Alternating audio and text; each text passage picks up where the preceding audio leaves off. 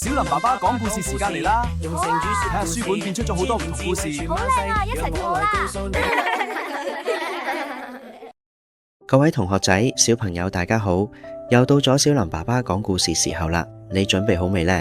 今日想同大家分享一個故事，故事名稱叫做《亡羊補牢》，係故事入面會有一個懶散嘅牧羊人，當中會學到亡羊補牢呢句成語，希望你哋日後可以有所得着。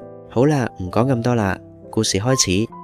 從前有一位牧羊人，佢每朝都會帶住羊群去到牧場度，享受陽光同埋清新空氣。呢個牧羊人平時懶懶散散，甚至知道羊欄入面有個缺口，佢都唔去維修，心存僥倖咁覺得應該唔會有問題，於是就唔去理會，繼續享受自己嘅時光。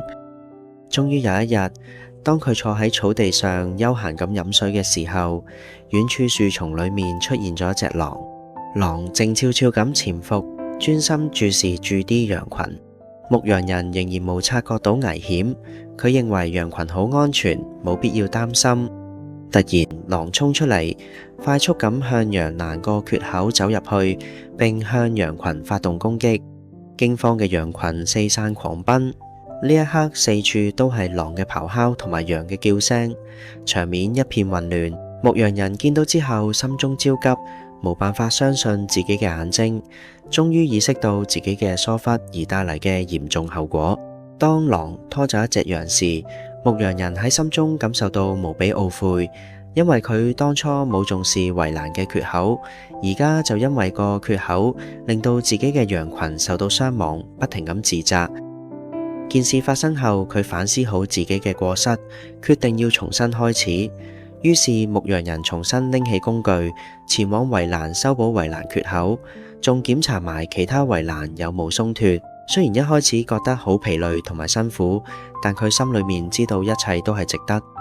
當圍欄修理好之後，牧羊人帶住羊群喺羊欄裏面，見到羊群自由自在、安全咁散步，心中終於獲得一片寧靜同埋安心。故事講完啦，各位同學仔、小朋友，你哋又明唔明白故事裏面當中嘅意思呢？故事中嘅牧羊人明白到亡羊補牢嘅道理，無論遇到咩困難，只要勇於改正錯誤，及時行動，努力去修補，就可以將損失降到最低，重新開始。同樣地，現實生活中，我哋面對問題嘅時候，唔好抱有僥倖嘅心，記住要堅強面對，糾正自己嘅錯誤，從錯誤中學習。如果鍾意小林爸爸講故事嘅影片，就記得訂閱、like 同埋 share 啦，仲有撳一下個鐘仔，咁樣下次一出新片就會通知你㗎啦。